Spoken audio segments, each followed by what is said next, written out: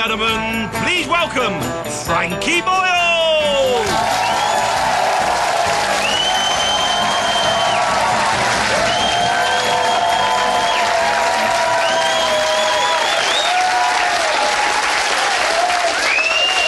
Hello and welcome to New World Order. Sergei Skripal has been released from hospital, the victim of the Salisbury poisoning. Salisbury poisoning to me always sounds a bit like a guest ale. He's not even dead! He's not even dead. There are people coming back from a week in Faliraki who feel worse than this guy. Now, we don't know what happened. What do we know about international espionage? But the Russians floated their idea. They said maybe Britain did this themselves to distract from Brexit. I don't know about you, but an old guy not quite dying on a park bench, that's got British workmanship written all over it. If Britain are trying to distract from Brexit, things are going really well. MI5 must be sitting there going, well, this is brilliant. We've got the World Cup after this, then it's Wimbledon fortnight. Prince Philip won't have to die till the autumn. Then it's Ant McPartland's murder-suicide taking us all the way to the finish line.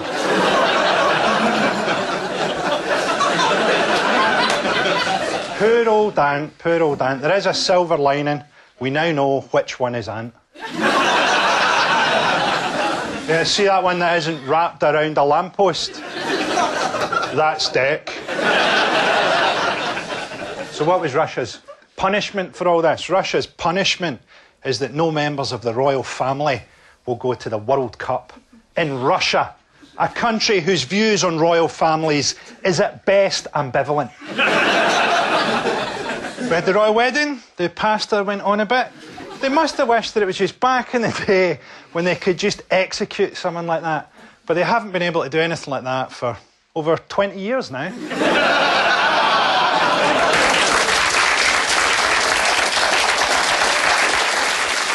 The death toll rose from the protests in Gaza. Over 100 people have been shot dead. Thousands more have been shot and wounded. But to be fair, there were injuries on both sides. One of the Israeli snipers got an erection for so long that his foot went to sleep.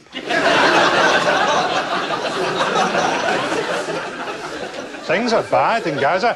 Things are so bad in Gaza that porn stars have started referring to their pubic arrangement as a Gaza Strip.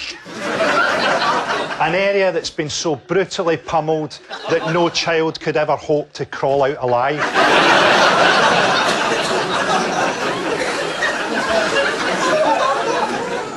So why is it important to talk about this? It's important to talk about this in Britain because Britain still provides moral and practical support to Israel while Israel breaks international law. And I don't think...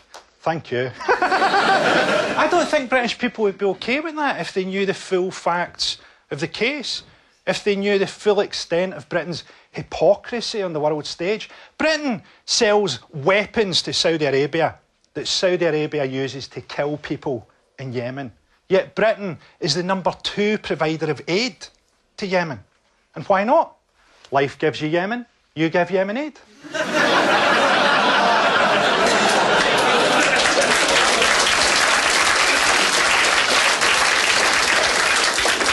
Britain needs to understand its own history. Theresa May this week told the Irish Prime Minister to cheer up about the prospect of a hard border. Does she know what Britain did in Ireland? To me, Northern Ireland and the Republic of Ireland are like two halves of one bipolar personality. Yes, get the jolly old fiddle out and stick it through some fucker's head.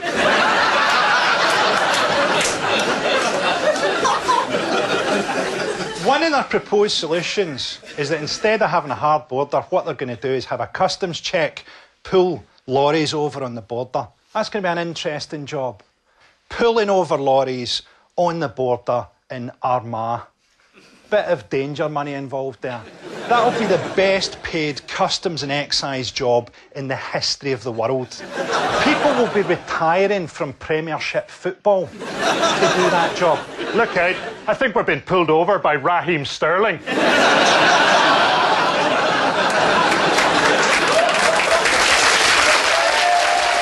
Joining me tonight to discuss this week's big topics are Sarah Pascoe, Catherine Ryan and data journalist Mona Chalabi.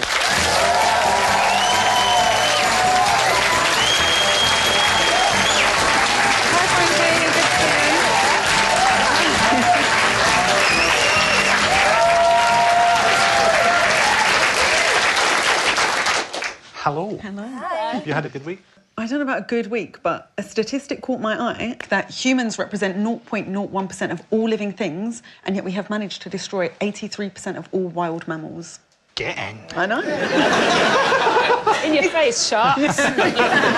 Do you think we could kill more next year? Why not? Why not? We've only got through 50% of all plants, so there's loads more to destroy, yeah. Vegans are doing their best. Didn't you tell me that a carrot can scream? I didn't tell you that. I think you really told me that if you boil a carrot, it screams. I didn't tell you that. So, first up, Britain is entering a golden age of racism. There's this idea that lots of people who voted for Brexit are stupid. They're not stupid. They're just people who want to put an end to immigration from Europe because they don't like Pakistanis. Nobody admits to being racist anymore. People used to be proud of it in the 80s. Now everyone's like, nah, it's not racist. It's just a Union Jack tablecloth for a street party to which we forgot to invite the Patels. Amber Rudd had to resign after the Windrush scandal. Personally, I don't think that she should have resigned. I think she should have been deported. Joining us to discuss all this, please welcome rapper, poet and author Akala.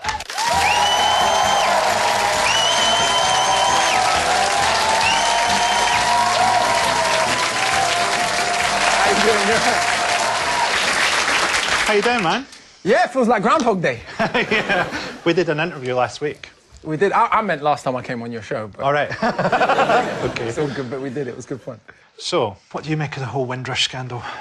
It's not a hugely new issue for migrants from the Caribbean. So it's really fascinating, but I think it does give us an opportunity to look at historical context of how Windrush was received at the time. Like when the actual boat came, the government at the time, which was Attlee's government, called the literal passengers on the Windrush an incursion and said that, you know, steps needed to be taken to identify the ringleaders so that no further incursions were encouraged. These were British citizens, paid for themselves, in many cases war veterans. I found it amazing, like, how little British people knew about the history of the thing. So they didn't fully appreciate that these people came as British citizens, many of them expecting a kind of hero's welcome. Some people were war heroes, and they're coming to be welcomed by the homeland, and they receive this. It's hard to overstate the degree to which our grandparents genuinely believe themselves to be British. If you've been to any kind of Windrush generation home, you'll see Queen Elizabeth and White Jesus. Those are the two kind of people on the wall. Yeah. That's not a stereotype. And so they really believed they were coming to the mother country, and that they had no... Remember, what's missed in a lot of this is Caribbean societies are multi-ethnic, multicultural societies. So they expected to be treated as citizens as they saw themselves, but they were not. And sort of the legacies of that are very much still alive and made this possible, but not inevitable. And the public's reaction is interesting and revealing at the same time. I think that the state that very much underestimated the kind of level of reaction there would be against it. But I do, at the same time, think there is a sort of good immigrant, bad immigrant thing going on where we've got the points this week, but, you know, it'll be... Absolutely. I mean, people saying, of course, we all want to crack down on illegal migrants. And you're like, do we? Well, I've no empathy for people because they don't have the paperwork. I mean, is that who we want to be? I think it's quite interesting that actually in polling it shows that more people blame May for this than Amber Rudd. So about a third of the people polled because she was Home Secretary at the time, right? So ultimately I think a lot of people feel that the buck has to stop with her. Yeah. I think this is one of the great contradictions of Britain as a society, is that you have, ironically, a society that is one of the probably the most successful multi-ethnic polities in the world. You walk down any major city in Britain, no one's going to blink at really anymore at seeing people that quote-unquote look different. So you have real big successes and then massive state institutional failures. And I think, again, in this particular instance, the state misread the temperature of the public. If this had been the Somali community or the Congolese community or the Nigerian community, they haven't become the model minority in the way that, say, British Indians have been for a while now. But I'm old enough to remember, I grew up in the 90s, so I grew up in the period where British Indians were not the model minority. It was, we like you, Caribbeans, you're all right, it's just them lot we don't like. There was a sense of these people have earned the right to be call themselves British. They've put up with everything and they've gone through it all. Part of the reason why I think the public reacted differently is just a question of age, right? There was evidence that these people had contributed to society, whereas with immigrants that are here now, it's still hypothetical. It's hypothetical of, oh, maybe we'll just claim benefits or whatever. But we haven't learned from history to see just how much immigrants have continuously contributed. Yeah. But I never have any problem as an immigrant. When I wear a tracksuit and listen to drill music, people assume I'm from Chatham. I'm so privileged. I've never faced any of it. And I'm just as much a Commonwealth immigrant. But it is, for some Eastern European countries, there's white people who also do experience a kind of racism. It isn't simple as just being white. They're the other white, they're the Irish of Yes. now. So when I grew up, it was the Irish. They were the whites who were not quite white. The Irish and the Caribbean community were very, very close for exactly that reason. It will be the Romanians or the Polish now who are sort of the unwelcome European group. So, the Windrush scandal saw the Windrush generation being denied healthcare benefits and being threatened with deportation despite being British citizens. The government must have been aware that what they were doing would have very serious implications. Here's how someone from the normally very guarded British civil service described the minister's concerns. Is your recollection that this was a kind of controversial policy? And people saying, this is a really challenging policy, Home Secretary? I think it was not just a question of the Home Secretary being told it was a challenging policy. The Prime Minister was as well, and this was a very contested piece of legislation across government departments. Now, I can't say, and shouldn't say, as the former head of the Civil Service, precisely who gave what advice to whom, but what I can tell you, it was highly contested. And there were some who saw it, I shan't name them, as almost reminiscent of Nazi Germany in the way it's working. It's like, those are the most guarded people. And he's come out and said, look, people knew that was wrong. I honestly think, like, the political class were projecting their own racism onto the public, and didn't realise that their racism is bigger than the public. Of course. You know, the contempt that British ruling classes and European ruling classes had for their own peasantry was the contempt that was exported to the colonies and it's have sort of returned. So it's very much the racism of the ruling class is much more important, much more powerful, and is the driving force. If they wanted to delegitimize these things, it would be very, very easy to do so. If they wanted to teach children in schools, for example, the history of the British Empire, people said, well, actually, this amount of wealth is what was extracted from India. More Indians fought in World War II than New Zealand, Canada, and Australia combined. This is how much wealth has been extracted from the Caribbean. These people are legally British citizens, etc., etc., etc. The whole history and sense of British citizenship might have been very, very different. But that isn't what was done. It was sort of left to neglect, and then the state said, oh, look, ignorant, racist guy down the pub, it's his fault. That's why we've got to change immigration legislation. We don't care what he thinks about anything else, and we ignore him on every other subject, but on this one, we're going to listen to him. Absolutely. Now, Windrush shows us that ethnic minorities in Britain are treated differently by the institutions designed to protect and serve them. Here's dashcam footage uploaded to YouTube by a London DJ capturing the moment a police officer bluntly explains the nature of profiling. This is racist, it's that. Predominantly, the criminal profile people are doing are black people. So, naturally, if you see a car full of black lads and they may be dressing gangster style clothing or whatever, and they're driving down there, they're getting stopped. He was still cleared by the IPCC. They said that he wasn't being intentionally discriminatory. What does that even mean? Like, being able to differentiate? I know, it's just insane. And the other thing that's really interesting is he said something about gangster clothing, right? Yeah. And the problem is that something becomes gangster as soon as it's on a black person immediately, right? The guy was in a bobble hat. Doesn't get less gangster. My mom's a gangster then. I mean, I think the last time I got pulled over was about 6 months ago. And the police said, you know, gang members drive cars like this. And I was like, well, clearly it's not the car, you know, because company directors also drive cars like this. And just those statistics on stop and search, we know that in Britain, black people are 8 times more likely to be stopped than a white person, and other ethnic minorities are 4 times more likely than a white person to be stopped and searched. But the thing is, a lot of black people now believe this stuff, this narrative, and that shows that if you repeat something enough, you can convince anybody. And what we find when we bother to look, you know, the people who promote the kind of black-on-black violence narrative never have to explain why black Premier League footballers don't kill anyone, why black doctors don't kill anyone, why black university graduates hardly kill anyone, why old black people hardly kill anyone. They don't have to explain, in fact, why violent crime among black communities is concentrated in precisely the same demographic as it's concentrated among mine and your Glaswegian cousins.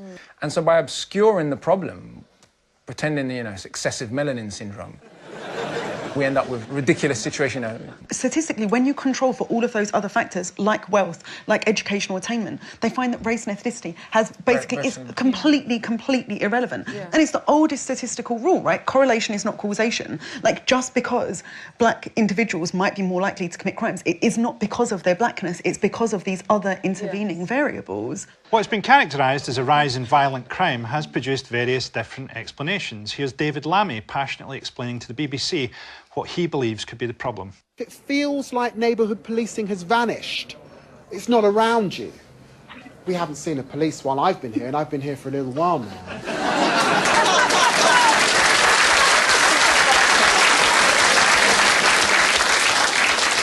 To be fair, I think the cop's just there because he's seen a black bloke with a camera. So the decline in policing has happened at the same time that there has been this increase, but we've also seen that in lots of forces where there's been a decline in policing, there hasn't necessarily been a subsequent rise in crime. So it's not just that. That isn't the only explanation. Well, it must be a rise in inequality as well. Exactly. Funds have been cut to all kinds of programmes that have been designed to try and prevent this kind of violence. Like, that is obviously a massively contributing factor too. But something that never comes up here, I mean, across the last generation, the British prison population has grown by 82%. We have by far the largest prison population in the whole of Western Europe. And guess what? Roll the drums, everyone. If your parents are in prison, you're more likely to go to prison. Yeah. So, gang culture affects the whole of the UK. Here's an eye-opening BBC interview with two locals explaining the complex nature of gang culture in Glasgow. Matthew McAllister, 16, and Dennis Scott, 19, live in Glasgow's East End. They also know all about the gangs. Den Toy, Baltoy, Provi, Drummy, Agro, Skinheads, Torn. It's Torn and Skinheads that hate each other the most. Some of them can get slashed, some can get stabbed, or else you can get chopped with a sword. Somebody shouting at the bus, "Ya fanny." Did we really need subtitles there? Yeah. Just me understood that. Someone shouting "fanny" from a bus is the most Glaswegian thing. Like, swearing is a different thing in Scotland. In Scotland, the word fucking is just a warning that a noun is on its way.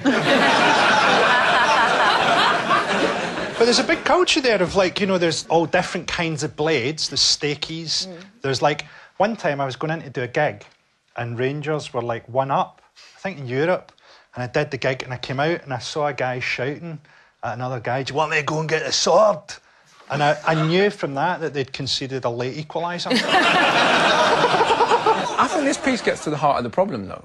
The kind of black-on-black London-centric narrative demonising all black people for crimes that they have no part in.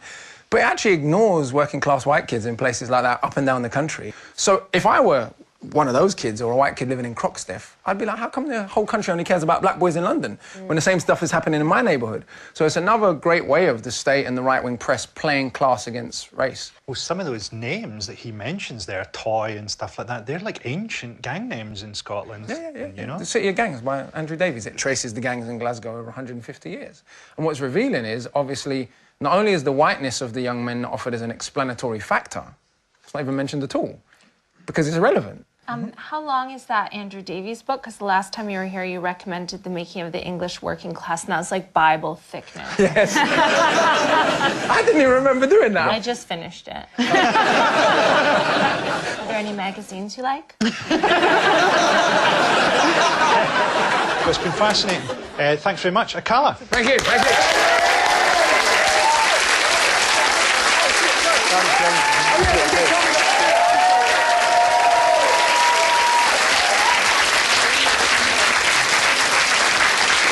Our next motion, Donald Trump will be the world's first crowd-funded assassination.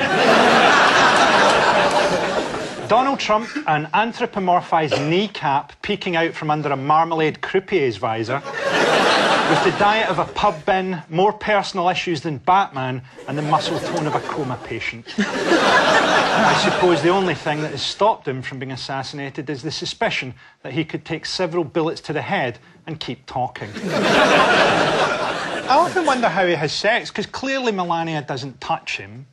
So, like, what happens? I reckon once a day they send in a guy whose job it is to collect sperm from a panda, and he tricks him into mounting a set of fiberglass buttocks covered in his daughter's perfume.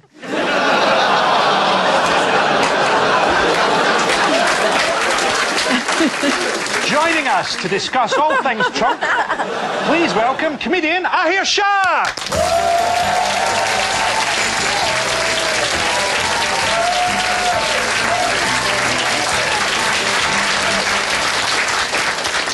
Welcome aboard, Ahir. Thank you for having me. Are you following Trump and his madness? Upsettingly, yes. I'd managed to avoid him for quite a while. Like, I used to have direct alerts on my phone every time he tweeted, and then after about 3 days realised that that was the least productive form of self-harm I've ever engaged in. It was just weird having, like, a computer in your pocket that tells you every time there's a catastrophe you can do nothing to stop or help. And does he worry you? No, obviously it worries me. We're all going to die, man. Do you really think we're going to die?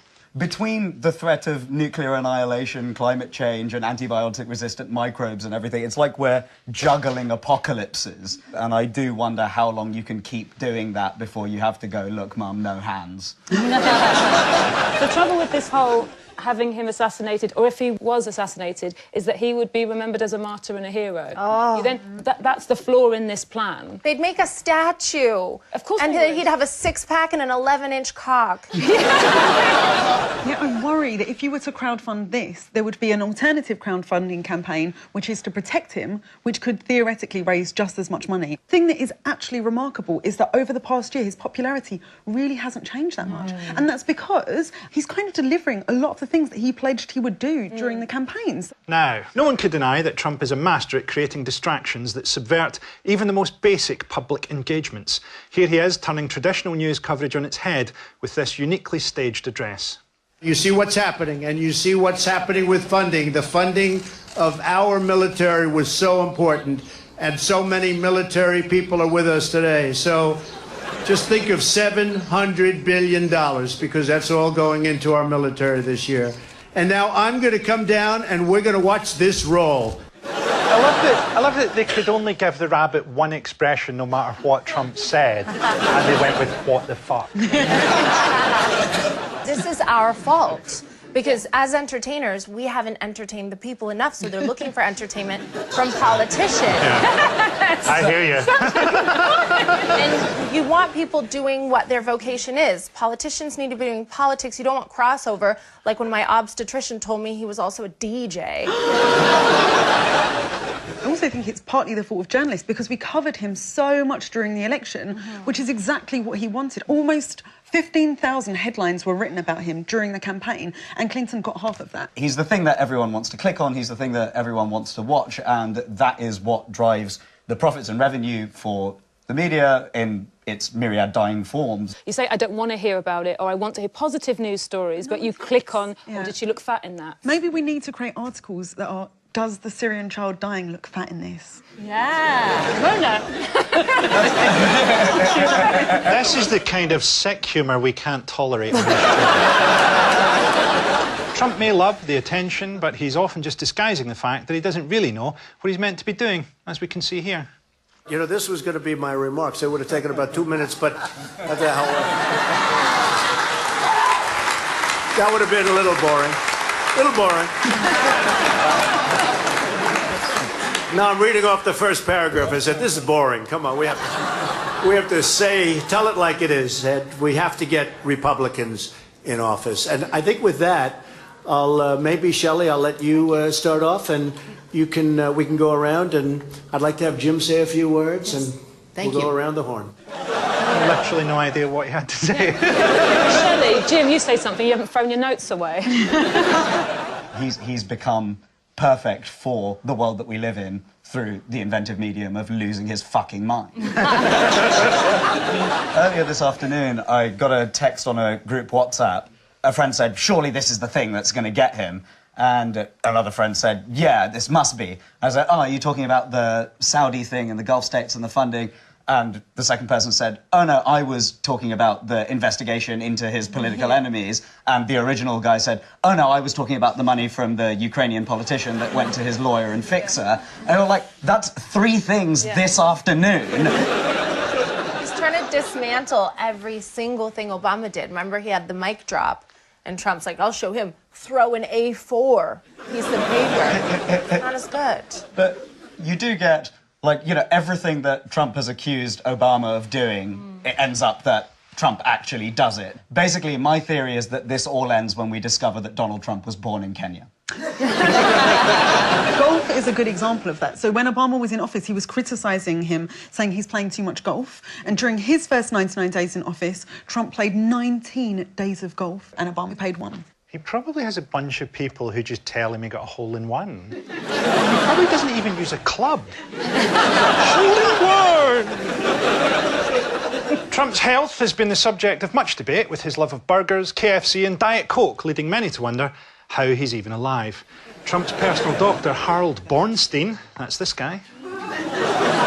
Bornstein recently revealed that he didn't compose a 2015 letter declaring the then presidential candidate's health as astonishingly excellent, and that Trump was unequivocally the healthiest individual ever elected to the presidency. I mean, when you consider someone like Theodore Roosevelt, for example, when he was running for president for the Progressive Party, at the beginning of a speech, he was shot in the chest, said, I don't know if you know this, but I've just been shot, and it takes more than that to kill a bull moose, and then continued speaking for 84 minutes before seeking medical assistance. I think he's probably healthier than Trump.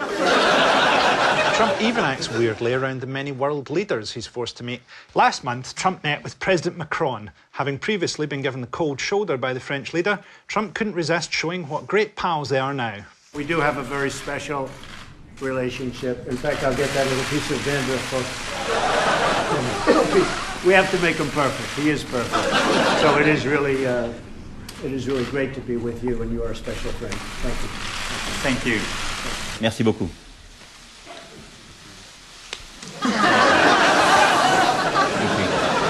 It's an honor to call you my friend. Thank you.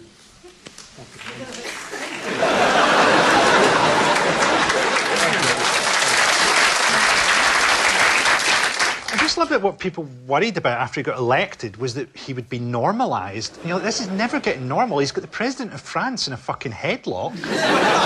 Like, world leaders, before they come there, must have to, like, role-play with clowns. Watching the clip, and I don't really understand how men work, but is that It's really the same. No, because women don't have a hierarchical... Oh, I see. No, it is. I think. Yeah, you're absolutely right. Because 2 equals shake hands. Hi, Catherine. Hi. Yeah, and then men who are trying to be powerful, like, yeah, and then I put my hand on you, like, I'm into... No, because I'm... Yes, hi, everyone. She's going to be great on the show. She's going to be the best. She's got dandruff. I think when he comes over, what we should do is, in his honour, just relax our gun laws for 24 hours. Just go, yeah, Don, there's no gun laws, just for you, and we're giving you a magnetic hat. But Trump will not be assassinated. It would be very difficult. He's not smart enough to go to the theater. And also, Democrats would never assassinate him because then they'll have to admit that guns can be useful. At this point, if a crazy person manages to infiltrate and kill the president, who replaces him? The world doesn't suddenly get better. He's not really one man. It's a group of people and a system, and it will be replaced by something maybe worse. And that group of people are the ones who will crowdfund. Whoa. So, in conclusion, there's every chance that America's elected Donald Trump because subconsciously they all want to die. But Trump himself is hovering in perfect balance on the edge of life and death. His blood sugar is so high, Jamie Oliver has called for it to be taxed. But his blood pressure is perfectly normal for an orgasming walrus. Every time he wants an erection, he has to wait until the pressure from his lung cancer forces the cholesterol plug from his heart to his penis. He's the first person in history to have cured dementia with syphilis. And yet he refuses to die. In the same way, he will refuse to allow the Americans who voted for him the oblivion they subconsciously desire. They're in purgatory, like someone who decides to end it all by jumping in front of the Eurostar and ends up paralysed in Ashford, Kent.